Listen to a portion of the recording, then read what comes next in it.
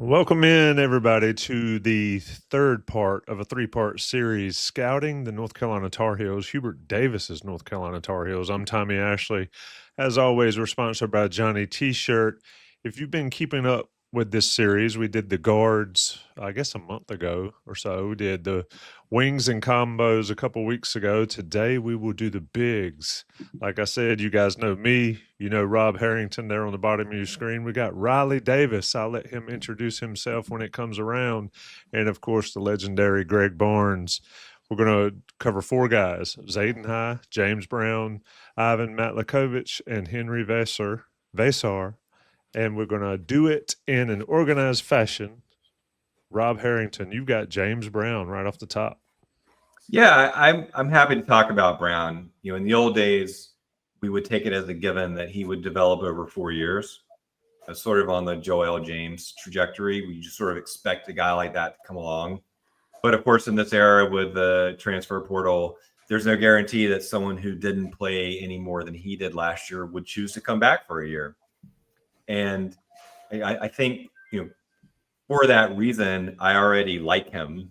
It says something, I think, about his determination. Because, again, even though he's a sophomore, he doesn't necessarily project to play a ton of minutes because of these other gentlemen we're going to talk about. But what I like about Brown is he's clearly put on weight. He's taken his conditioning seriously. Obviously, he's taken his physique seriously. And I take that to mean that he's probably been working on the entirety of his game. I don't necessarily expect him to put up numbers. I don't even necessarily expect him to crack the rotation consistently. I do think he'll play some. If nothing else, he'll get spot minutes for foul troubles and injuries. But I'm hopeful that he will make progress for the team's sake, but also for his own sake, and sort of be rewarded for the fact that he came back for another year. Because even he could face a decision at the end of this season. We know that, about whether he'll return for another. But I hope that he gets something out of it. From an on-court perspective, be big, get rebounds, get some fouls, play some defense. I think if he does that and he's able to carve out some small role, that would be a successful season for him. I agree with you wholeheartedly. In an old school fashion of Carolina, watching Carolina basketball is seeing these guys stick around and develop in some way. Rob Harrington on James Brown there.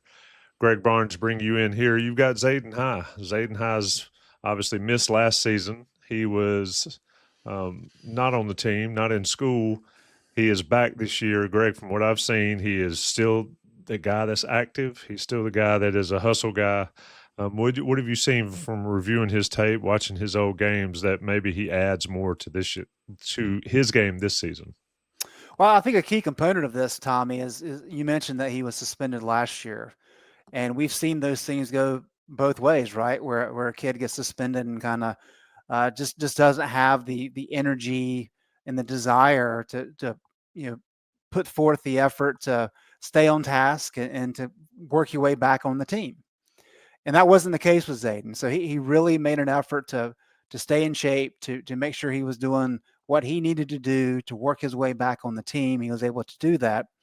And so we've heard that he has put a lot of effort in, and he's trying to make sure that he gets back on the team and take advantage of the opportunity in front of him and earn some minutes and kind of get back on track. And I think that bodes well for him. As you mentioned, with Zayden High, he is a high energy individual. He's got good size, 6'9", 225. He can shoot the ball from outside. He's a good athlete. And I think when you watch what he has done, the key thing for Zayden is going to be to do what he does well and focus on his strengths and not get away from that. I think that's going to be a key part of this team for Hubert Davis, is in defining roles. So the guys understand what is expected from them, and that's going to be very important, not just for James Brown, but certainly for Zayden High. And I think kind of a key part of that is what we were told in some of the camp pickup games this summer, for example, is that Zayden did a good job getting rebounds. He was an energy burst defensively. He knocked down some shots. But then when he got the ball in his hands on the perimeter, sometimes he wanted to do too much. And he took some risks with some passes, maybe tried to drive when that's not his ideal game. And therefore, he had a number of turnovers. that really kind of limited what he was able to do. And then if you go and you watch that blue-white scrimmage, I mean, there were a couple examples where there was one, for example, on the right side where Henri Veesaar and Evans did a pick and roll, and he got flat-footed. And so they were able to take advantage of that, and Henri was able to hit a big dunk. And then on the other side, when he was defending Veesaar, you had Zayden Young take his defender off the dribble on the left side. And when you watch Zayden on that play, he does a really good job of sliding down into help position, ready to explode up to potentially make a block. And then Zayden Young kind of stops and realizes that there's not a path there. So he begins to dribble out, and then Zayden just takes a breath and he calms down. Well, here comes Henri crashing down the lane. It was an easy pass inside for the dunk. And so it's little things like that, little details where you can see his potential, but he's got to shore those things up. He's got to make sure that he's engaged at all times. And not that he's like Jalen Withers, but one thing we saw a lot of with Withers is he had a lot of potential, good athlete, but sometimes he just wasn't locked in. And so he had stretches where he was very inconsistent, and it got him into trouble at times. And I can see that being an issue for Zayden. So I think that's the key thing for him is understand you're a great athlete. You can bring a lot to the team, but make sure you're doing what you do well and make sure that you're locked in. And if he does those things, I think he could be a big contributor for this team. Yeah, absolutely. Stay in your lane. Do what you're supposed to do. Rob, you've got more on Zayden. Yeah, just one follow-up for me is the more I've watched him, I think that High has the build and the mobility and the hand-eye coordination that you really like in someone that size. And it's a great building block. My question for him is when you are surrounded by very talented people, I mean, let's face it, more skilled and talented offensively, like Veesaar and Caleb Wilson, who's certainly going to slide down to his spot some. Then what is your anchor attribute that gets you onto the court that would actually cause Hubert Davis to say, okay, maybe Caleb Wilson plays 28 minutes instead of 33, something like that. What is the thing that you bring that sets you apart? Like Greg said, I would love for him to be a rebounder. I think that's an area the team is going to need because that's the starting front court. The presumptive starting front court probably won't be great at rebounding. That's just my impression of things. So I think if High could be the one to do that, that would solidify his place in the lineup, other than just being, a pretty good all-around guy who, when he's playing well, he does contribute things when he stays within himself. I think for him to take that next step from 6 minutes a game to 10 to 12 minutes per game, he's got to have one thing at least that is his calling card. That's one of the aspects that I'm looking forward to see if he'll to show. Good stuff there from Rob and from Greg. We're talking UNC bigs, scouting the bigs, trying to run the board, keep the names at the bottom correct. We'll send it to Riley Davis. Riley, introduce yourself, but also you got Ivan Matlekovic from Croatia by way of High Point. Go ahead.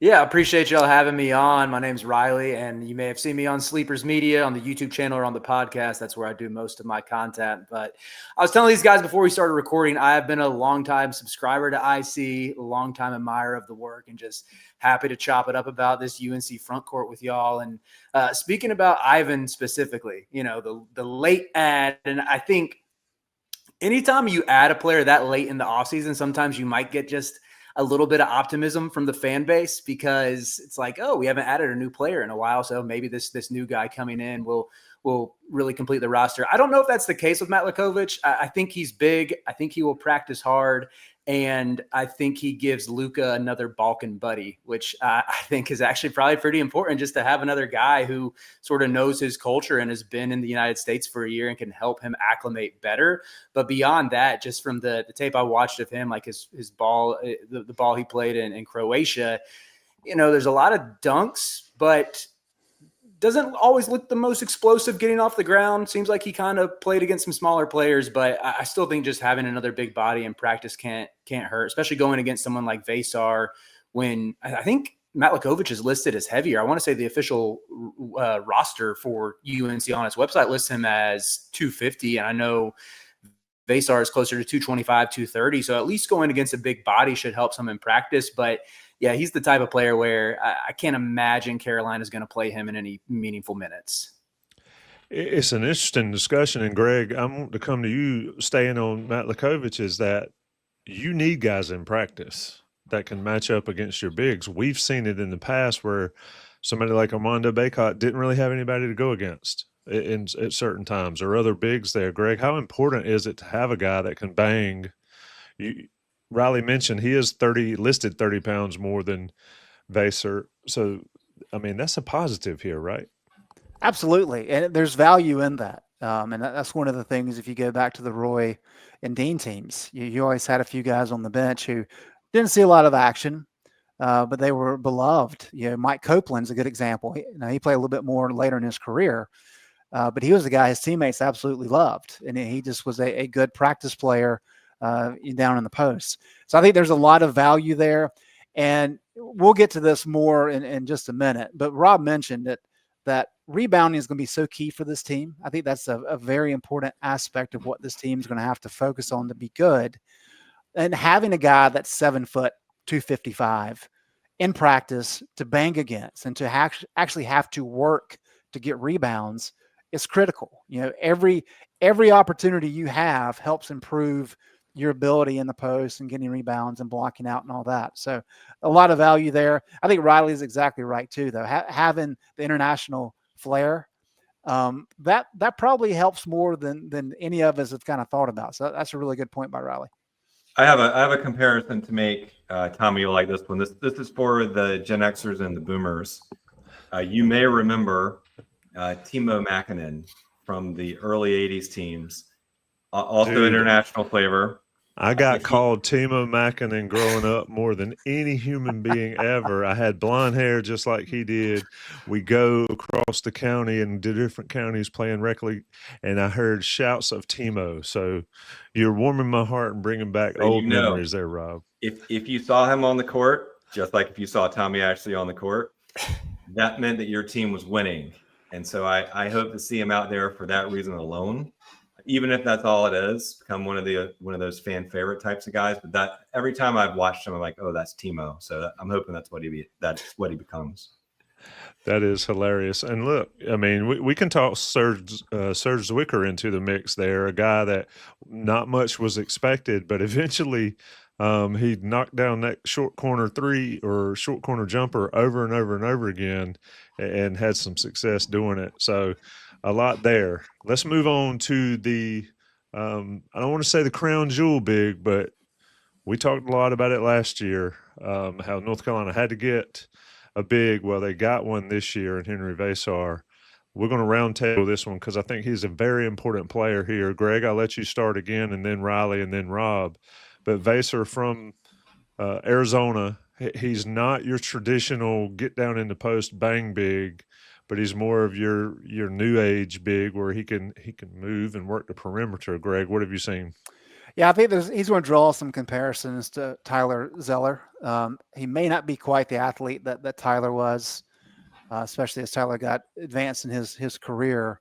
But it brings a lot of the same game. I mean, he's a guy that can run the floor. He's the guy that can be your trail big, that can knock down a three if it's there.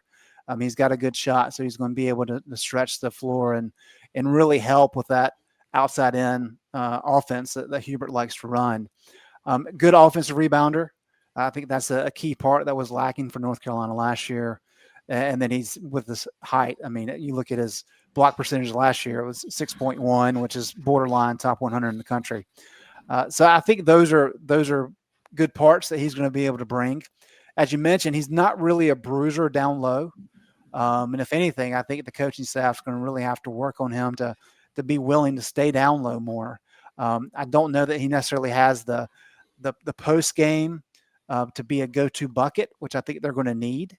But I think he does a lot of things very well. And I think with the scoring options on this roster, he'll be able to fill a very important need in a lot of different areas. So I don't think he's going to be a guy that scores a ton of points. He's certainly not going to be a go-to scorer, but he'll be able to capitalize on the offensive glass. He'll be able to knock down some outside shots and then score in transition. And of course, we'll probably see some alley-oops with with his height. But a good piece, as you mentioned, kind of the crown jewel of this transfer class, and certainly something that North Carolina lacked last year. Riley, what you got on Veesaar? I think what I saw from him this summer and the blue right scrimmages, and Rob and I talked about it in our post game, is he gets to the front of the rim and he's big, so he can have some success there. But Riley, your take on him? Yeah, I mean, I'll touch on what you're talking about with the dunks. He had 55 at Arizona last year in just 20 minutes a game, which I think would have paced Carolina last season, and didn't have the largest minute share. And in some ways, you watch him levitate above the rim, and it'll call back images of Bryce Johnson as just someone who wanted to tear off the rim every time he went up for it. And I think he's got a different game than Bryce outside of that, but just the terms of like that vertical lob there that Carolina maybe hasn't had since Bryce was at UNC in 2016. But beyond that, I think with Veesaar, he was someone whose game I became enamored with last year when he was at Arizona, like specifically in Big 12 play, because you can go back and watch Arizona against Duke in the non-con in Tucson. And he almost looked like a defensive liability on that end of the floor. Yet there was something that changed within him in conference play. I don't know if it took Krivas getting injured to where he was thrust into more minutes, but he figured it out. And if you look at some of the advanced numbers that bear it out, I think Arizona was 11 points per 100 possessions better defensively when he was on the court versus when he was off it. Like, you see what an impact he made on that end. Even if he's not, the most prolific shot blocker, he has such good instincts, good footwork, and that length to be a deterrent at the rim. And then when you talk about the offense, I think his passing is really something to marvel at in terms of a guy his size, where, again, if you think about the potential for him and Caleb Wilson to have that big to big passing, Carolina hasn't had that in what feels like ages. And in the final note I'll add on him, I love that he's coming in from a winning program. Like, Tommy Lloyd is a coach who I respect I think of him among some of the best coaches in the country. And I think when you look at maybe Hubert and the staff's portal strategy this year, they went after a lot of guys who are coming from quality teams. Even Matlekovic. I mean, we can point out he's going to be a practice player, but played for the Big South champs last year, really good mid-major. And that's kind of true for most of the transfers across the board. I think it just should benefit this team a ton, just having guys who come in, who have been coached well, who knows what it takes to win, and just should ease that transition when you're working in so many new pieces. Yeah, I shorted him an A in his last name. I shouldn't do that. I corrected it. Anybody with A's in their last name are top notch. Rob, what you got on Veesaar?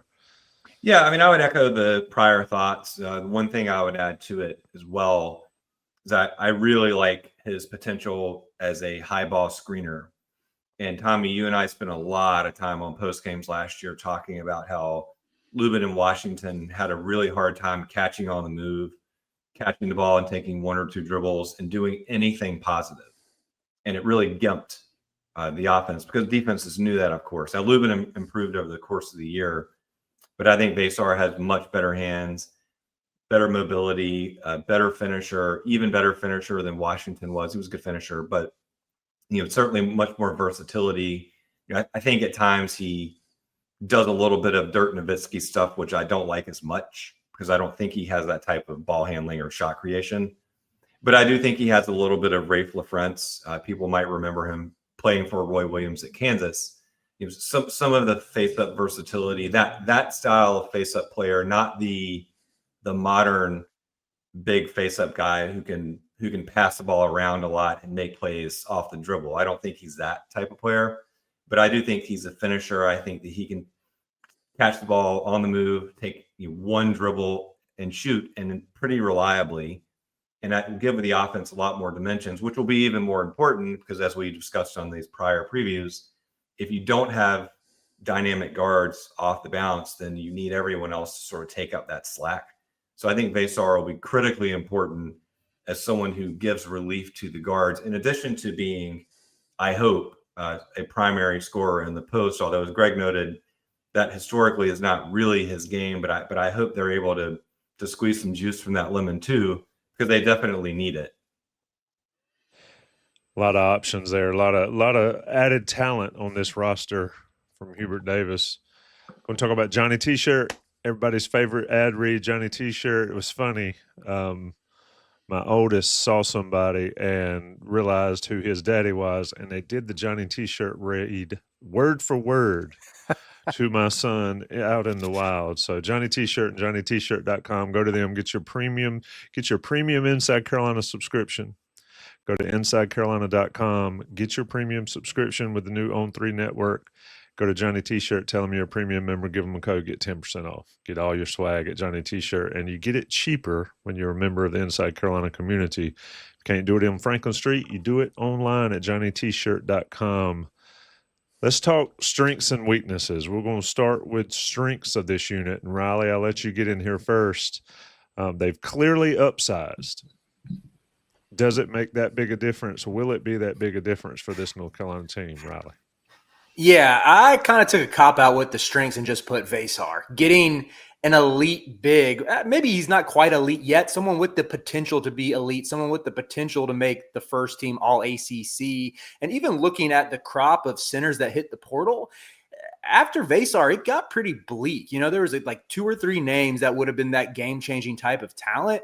And I think you have to consider that even when you're grading him and the staff's work with getting him to Chapel Hill. So I think just having someone who is a threat with the ball in his hands. I mean, Rob hit on it last year, whether it was Lubin or Washington or even Withers, who you're getting the ball in the short roll.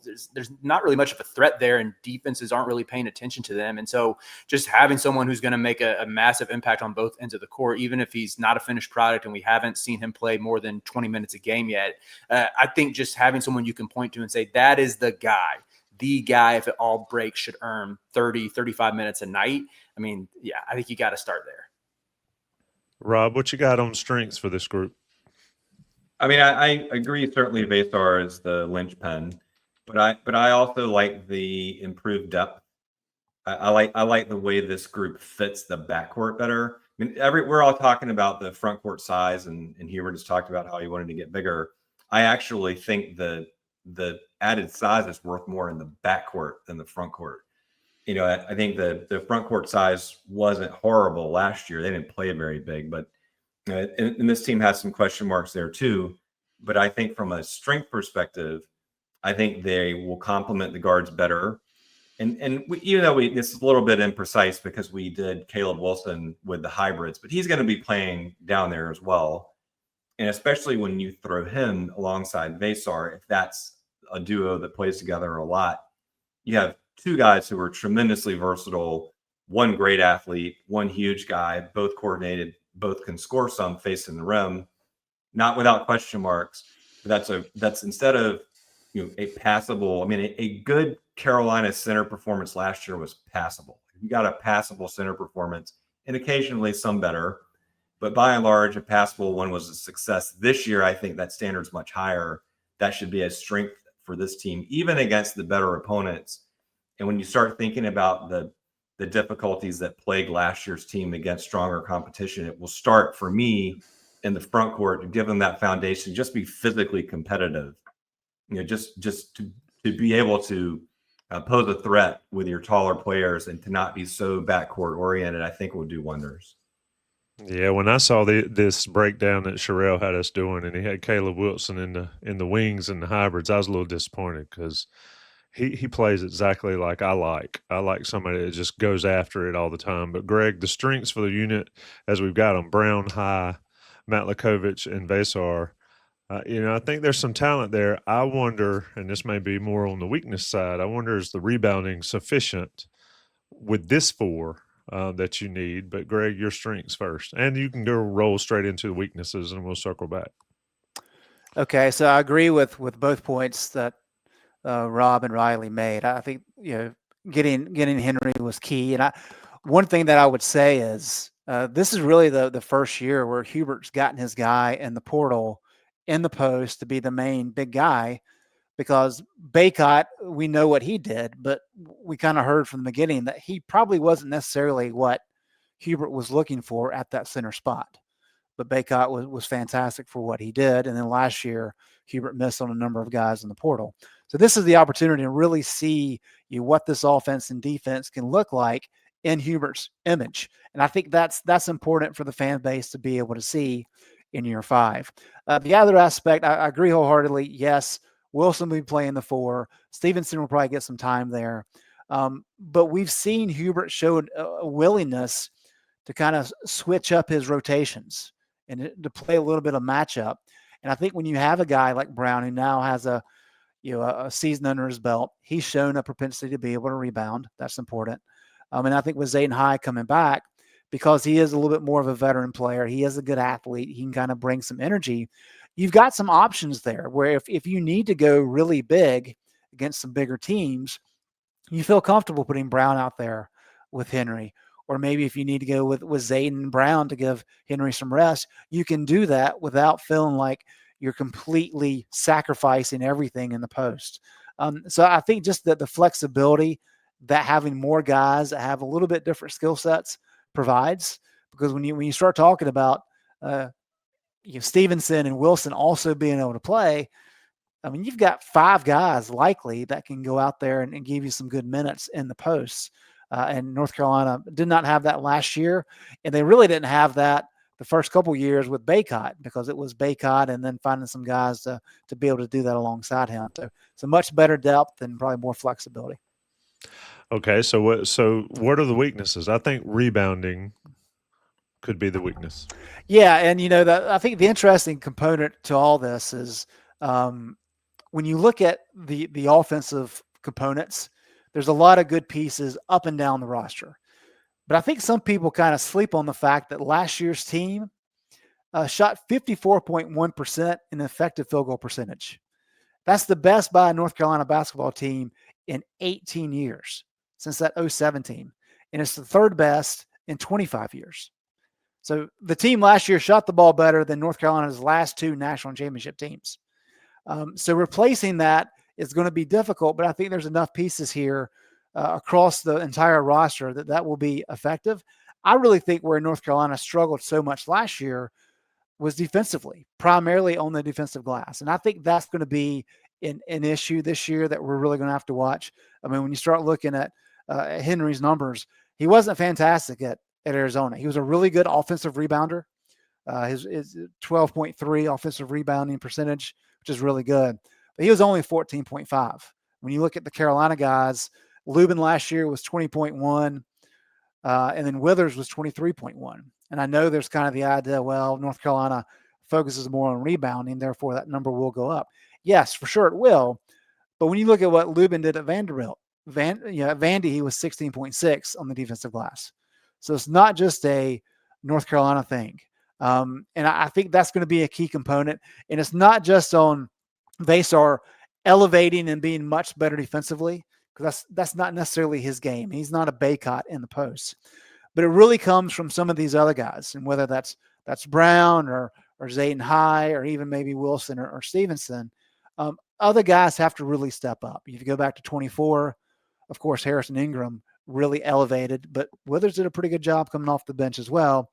And if you go back through time, where North Carolina has been so dominant rebounding the ball in the defensive glass, they've either had a stud, right, like a Sean May or a Luke May late in his career, or you've got a good twosome, whether that's Hansbrough and Deion Thompson, whether that's Tyler Zeller and John Henson, whether that's Kennedy Meeks and Isaiah Hicks and Bradley, in 17. So there's got to be either a dominant guy there or 2 good pieces. And I'm not sure that Veesaar can give enough to be the main guy. So that means some of these other guys are going to have to elevate their play. And that, for me, that's the key thing to watch with the front court. Can they be a very good defensive rebounding team? And I say very good in the North Carolina sense, because the expectation is really high. And so that's going to be the key. I think they'll be okay on the offensive glass. Riley, I'll come to you. Greg Barnes sets the bar now.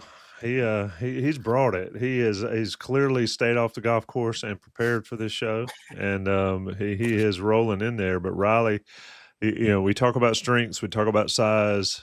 Their weaknesses there. What do you see? Yeah, I would say I'm a little more bearish on the depth than Greg is, because I look at this roster and I'm thinking behind Veesaar at that 5 spot, it's a bunch of guys who haven't proven anything at this level. And I know James Brown, when he first burst on the scene, I think it was that NBA Top 100 camp, summer 2023. kind of had a special showing at that event. Looked like he could dribble, pass, and shoot. Yeah, shoot kind of. He squinted enough, but could move well, get up and down the court. But again, even with him bulking up, it was last year, his moments were few and far between. And I think, from the fans' perspective, I think they probably wanted to see Carolina lacks size in the front court. At least throw out this dude who's 6'9", 6'10", at least sort of looks like a center to see what he could do. And yet he couldn't quite earn the staff's trust to get out there on a consistent basis. So between him and High, who, look, I know High, playing well in those camp scrimmages is nothing new for Zayden High. I went to the one, it was the summer of 24, and he looked like someone who was ready to stave off Cade Tyson or Ben Allen Lubin, or any of these new additions coming to take his minutes. He shot the ball really well, had some nice playmaking moments. But I go back to his freshman year where he just lacked the strength to make a difference on the glass and was foul prone. And I just wonder, with a year away, even with him training, how much are these two ready to make an impact? I think one of them needs to step up and be able to provide at least 6-7 minutes, 6-7, shout out to Joey, but to provide that behind Veesaar. Maybe you can steal some minutes with Stevenson at the 5 as well. But yeah, that to me is the biggest question mark. It's just, what is Carolina going to get when Veesaar goes to the bench?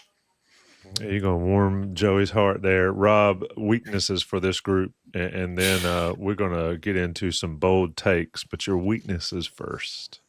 Yeah, I mean, I think complimenting Greg's point about the defensive rebounding, I would break out interior defense more broadly, because I don't think they necessarily have a lot of power. I think they have some skilled, slender guys, but even in the blue-white scrimmage, you could sort of tell this isn't a real physical front court.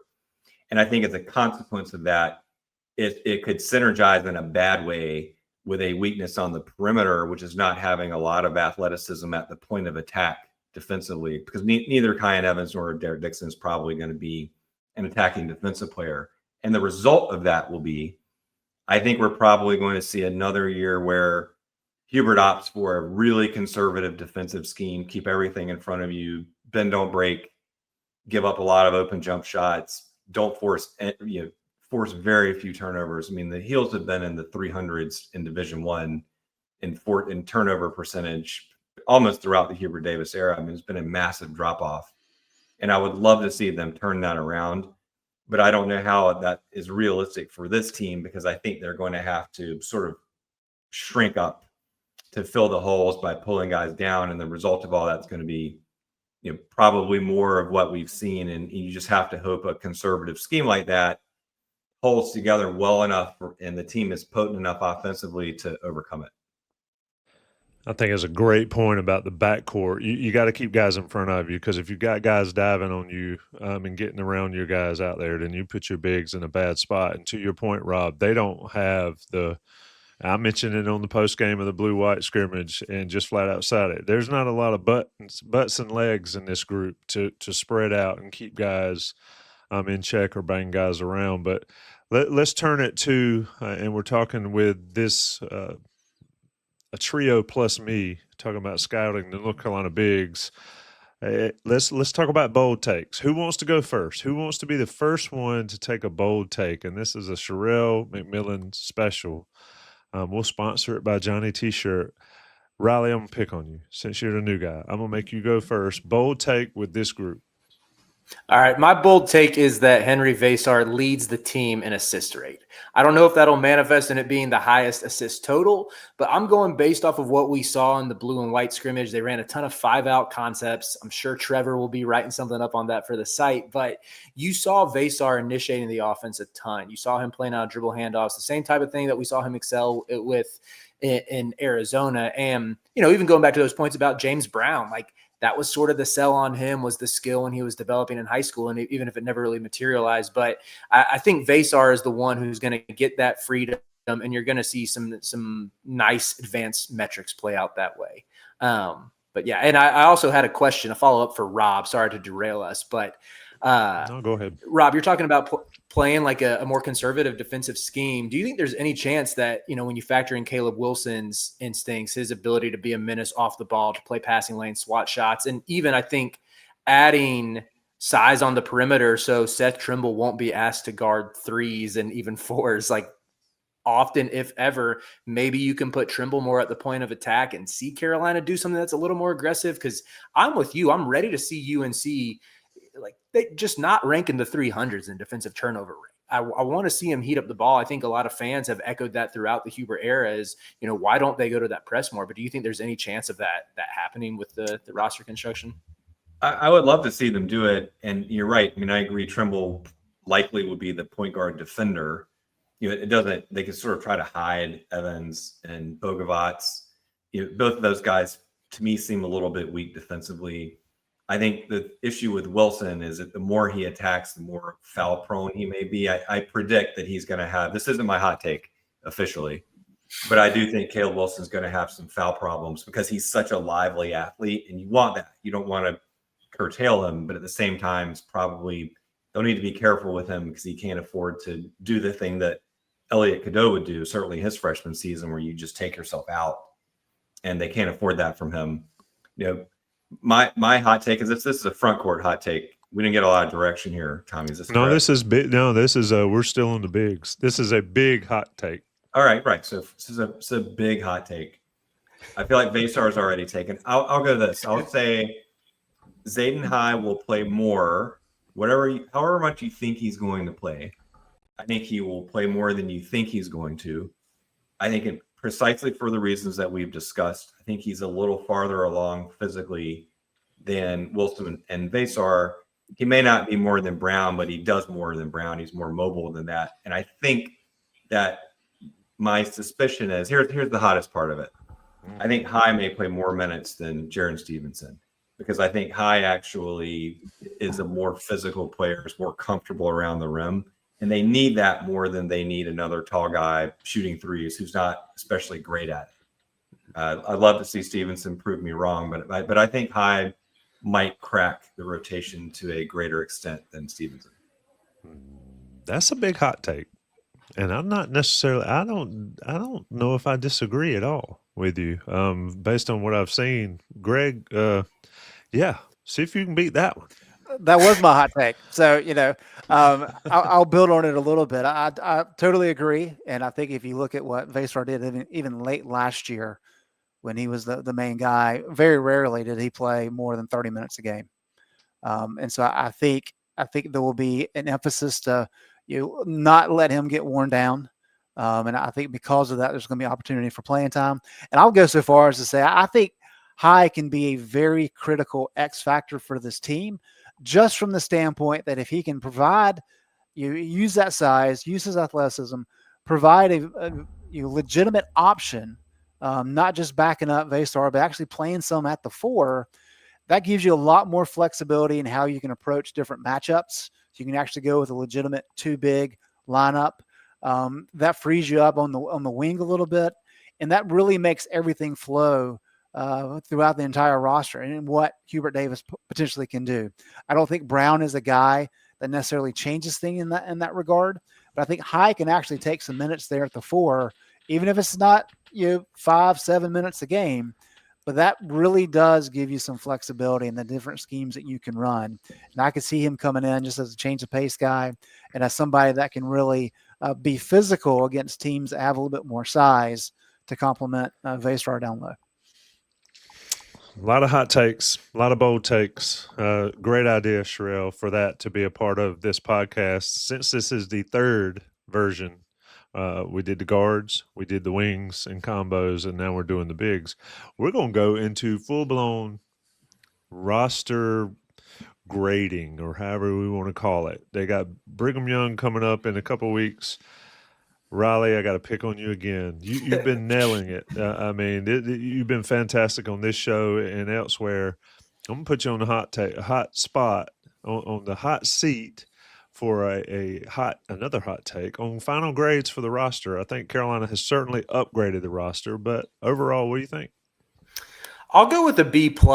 And I think if you had asked me, maybe even before the blue and white game, I was still at a B. And of course, you don't want to put too much stock into an inter-squad scrimmage. But to me, watching that game, you saw what you needed out of Wilson, out of Luka, out of Trimble, and out of Veesaar, who I think will be the 4 best players on UNC. I wouldn't be surprised if any of them make an all ACC team. And that's not to say I'm predicting Carolina's going to get 4 guys on all conference teams. That's not it. I'm just saying any out of that group could make one, and it shouldn't be surprising. The question marks for me still, how does Kyan Evans factor into the equation? How does he step up to the level of competition, going out of that motion heavy scheme under Nico Medved into, I guess, a more ball screen heavy attack that's been more characteristic of Hubert Davis's system, and still having question marks about the turnover issues of his on-ball reps when he was in Fort Collins. Will those get worked out? Can Derek Dixon take some minutes there? Maybe that softens the blow some. But beyond that, too, I think when you look at having guys like Jaren Stevenson, who I would say I'm a little bit higher on than what I've talked about with other college basketball media or even fans who sort of overlook him because didn't really improve from year 1 to year 2. But I still think you have that skill you can bank on with his defense being really good, and maybe he can unlock something more on that side of the ball, on the other side of the ball. And then having Jonathan Powell, who is going to come in, knock down shots, hopefully not hurt you on defense, to where you can look at the top 8 and think, like, I would say that the projected starting lineup plus Dixon, Powell, and Stevenson, and think, okay, Carolina has, a quality top 8 here that maybe it lacked last year with a little more inconsistency and unknowns coming off the bench. So yeah, I'll go with a B+ because there's still question marks at the 1, but I think Carolina fans should feel good about the other positions. Got to save Rob for last, since Rob will be with me the most and will be carrying me around these podcasts the most as basketball season goes. So, Greg, I'm going with you. I know that Greg Barnes grades on a curve. It does not use a curve. I mean, if you make a 56, you get a 56 when Greg Barnes is your professor. Yeah, I did not need you in college. I handled those on my own. But, Greg, your final grade for this roster, a lot of talent, a few pieces. It's going to be interesting to see how Hubert Davis uses them, maybe differently than he's done in the past. But overall, what's your thought, Greg? Yeah, well, I think what North Carolina spent on this roster is top 5, at worst, top 10 nationally. I'm not sure that the Hall equates to that. And so I'll still say a B-. I don't think it's quite at the C level.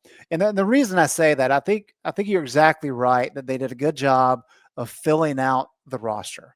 If you look at the depth chart, you've got pieces at each position and guys who can do a little bit different things. So you have some flexibility in how you want to handle matchups and rotations and those sorts of things. That's a positive. But when you start kind of looking at these pieces, who is your go-to guy? Who's your best player going to be? And just from everything that I've seen this offseason, I don't know that Veesaar is going to be your number 1 guy. I think he's a good complementary piece. He's a needed piece for this team. I think Seth Trimble does a lot of things well. He's going to need to have a breakout season to kind of elevate to be another player who can lead the team in scoring, can be the go-to guy. He has a role that he does very well. Can he change that? We'll have to see. We have to see what Luka can do coming over from international play. Can he step up? Is he a good enough athlete to be able to create his shot consistently against high major talent? I think that remains to be seen. When you start talking about Kyan Evans, he was kind of the third guy in terms of being like running the point for Colorado State last year. He wasn't the main guy. Can he be the primary point guard at a elite level, at a top 10, top 25 level consistently? That remains to be seen. I really think when you look at this lineup, Wilson's the guy sitting there where you're like, okay, well, he's going to be the guy that's going to be special. Well, he's a true freshman. That's a lot to put on a kid. And so I think my primary concern is not in terms of the depth or how it's structured. It was lopsided last year. That's not the case this year. But who's going to be the stud? When it's a late game situation, who's like, well, of course he's getting the ball. And we knew 2 years ago, RJ was getting the ball because he had proven that he could lead the team and he could hit the shot. And there's been numerous guys like that over the years that you could count on. I'm not exactly sure who those guys are right now. Somebody will emerge inevitably, but will they emerge at a high enough level where North Carolina can contend for the ACC title and contend for number 1 seed in a deep run in the tournament? That's really what this roster was paid for, was built for, to not just be fringe top 25, but to be a really good North Carolina basketball team. Rob Harrington, I'll leave it to you for your final grades of the roster going into the season. Yeah, I'm B plus. I'm more optimistic because I really like the shooting on this team. I think the pieces fit together better. I agree. For me, I couldn't go higher than that because I'm not sold on point guard. And as we've seen with the quarterback situation, maybe not quite as dramatic as that, but if you have problems at point guard, you have problems everywhere. And I'm not saying that I'm that down on it, but that puts a ceiling on it for me. But I like a lot of the stuff they got done. B plus for me translates to something like top 15 to top 20. I think top 15 is where they need to get in order to sort of calm anxieties. A number, to Greg's point, if they're a 6 seed going in the tournament, that's probably not going to win a lot of fans. Now that would be a very controversial situation, I think, if they were a 6 seed and they didn't make it out the first weekend. We'll deal with that later, but I think they need to do better than that. I think they can get there. I don't think it's a resounding type of roster where you say, oh, they definitely, this is a top 10 team that can go for it. I think they're a step down from that. But I really do like the skill level on this team better.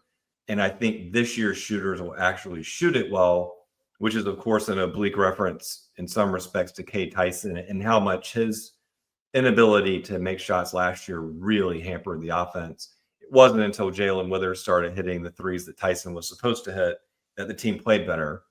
Even then, it wasn't a great team, of course. But that's what I'm looking for. Is I'm looking for a team that's in the top 15, worst case top 20. I think B plus is right in line there. It's not I wouldn't set the odds, at number 13 or anything like that. But I think that's what they need to shoot for. And so we'll see. I like this team better than last year's team. I don't see a huge hole anywhere like at center, which we knew last year was likely to be a big problem. And I think not having a mismatch like Cadeau and Davis, that dynamic just didn't work all the time. I think all that stuff will work out better. It will be more fun to watch. There's a good freshman. Totally agree with Greg that the expectations are too hefty.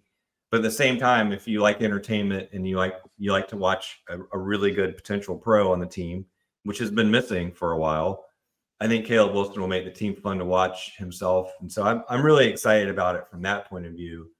I hear the more skeptical takes too, though. And, I'm sort of assuming with all this that Hubert changes the offense. If they try to do the stuff they did last year, it will be a disastrous season. But I really don't think they'll do that. I think they genuinely will make changes to get the most out of this composition. And it's a valid point there. Enjoyable to watch for the fan base. You can lose and be enjoyable to watch. You cannot lose and be terrible to watch, as we've seen in other sports. Real quick before we get out of here, and we've been scouting the bigs and giving the final grades on the UNC roster overall. Leading scorer, shout them out. Riley, who's your leading scorer? I'm going to keep on piling the expectations that Rob mentioned on Caleb Wilson and say it's Caleb Wilson. I think Caleb Wilson's I feel confident projecting like 16 a game or something. I know that's higher than most right now, but to me, he carries himself like the superstar. He thinks he is the superstar. A lot of times he plays like the superstar. So I think there is more give him the ball and get out of the way type of skill sets than maybe even Carolina fans realize. Greg, who you got there? It's hard to go against Caleb, but I think I'll go Seth Trimble. I think he's going to be enough of a force in getting to the rim and doing what he did last year and scoring some points. I don't think he's going to score a ton of points, but I do think he'll probably be in the 13, 14 range. Stay here with Greg, and I'll go ahead and get him out of the way. Rebounders and assist man. Caleb Wilson, rebounder. I think he's just so active and athletic. Veesaar is a big guy, but as we talked about earlier, defensive rebounding, I think is going to be a little bit of a struggle for him. So Wilson's that guy. And then assists, Kyan Evans. His assist rate was pretty good last year. Seth Trimble's last year was not good. And Riley will probably pick Henry, it sounds like, who was pretty good as an interior passer. But I think Evans is the guy that's going to lead the show on that stat. All right, Riley, I'm going to let Rob close us out. So give me rebounder and assist guy. You going with Henry? And I will go with Henry for assists. I might as well. I already made my bold take in assist rate. I might as well just complete the prediction and say counting assists, he's the leader there too. Rebounder is Caleb again. I think just that motor, the physical tools, all of that, plus what we've seen of Henry so far. I'll give the nod to the young freshman who's a projected top 10 pick, that he makes a difference on the glass as well. Rob, they are heaping it heavily on Caleb Wilson, who I love his game. I do like the point that I believe you made earlier about the foul trouble. I mean, foul troubles can come fast in a hurry, especially in the conference. But Rob, you got scorer, rebounder, and assist guy before we get out of here, and then we'll leave all the over-unders and everything for the Coast to Coast crew. I'm going to be a conformist on rebounding and assists. I'm going to go Wilson on rebounding and Evans on the assists. I think those are solid picks. I'm going to be a maverick on the scoring. I'm going to go Bogovac. Not that he's necessarily the most talented scorer on the team, but I think he wants to lead the team in scoring. And there's a lot to be said for that. I mean, you saw that the other day. He wants to shoot the ball. And I think he will, if anything, he might play into some of Hubert's bad habits of, allowing a guy to dribble into his shot. And as Greg pointed out earlier, who's the guy who creates on this team? Someone has to take a shot at the end of the shot clock. It's probably going to be him or Trimble. And I think I think it would be those two for me. Maybe I don't know if there'll be 1-2, but I think one of them will be the one, if that makes sense. I think whoever emerges as the late clock option will be the leading scorer. I think what you just talked about, I think point guard, those two things maybe can be the one and the same. They've got to figure out who's going to be the guy with the ball to go get a bucket. And is it Caleb Wilson? Is it one of the guards? Is it Seth Trimble? And they've got to figure out the point guard. If they had the point guard they had last year, this is too soon. If they had the point guard that had last year with this roster, it'd be a big different story, I think. But you can never go back. You can only look forward. That's a quote somewhere. But I appreciate Riley joining us, Greg Barnes, Rob Harrington, Johnny T-Shirts, always been the sponsors of this great show, or they're a great business, locally owned and operated. So go see them. Guys, it's been fun. A 3-part series. If you have not had the opportunity to watch the others, go find them on YouTube. Scouting the guards, scouting the wings and combos, and this being scouting the bigs. Stay tuned to Coast to Coast. Stay tuned to all the coverage. Rob and I will be doing a ton of post games starting not too terribly long from now when Carolina and BYU. Rob, you ready? Are you ready to do 37 post games? I'm going to be the knight in shining armor to get you to talk about something other than football. I'm all for it. Well, baseball is filling a little bit of void. Football obviously has a lot going on. Maybe I'll do some field hockey and talk at the Purple Bowl. That is always a good respite as well. It's an interesting time at Carolina, but basketball season is upon us. It comes quick and it ends quick. We'll see how North Carolina does during the regular season and the postseason. Shout out to everybody listening. Shout out to everybody watching and paying attention. Everybody stay safe.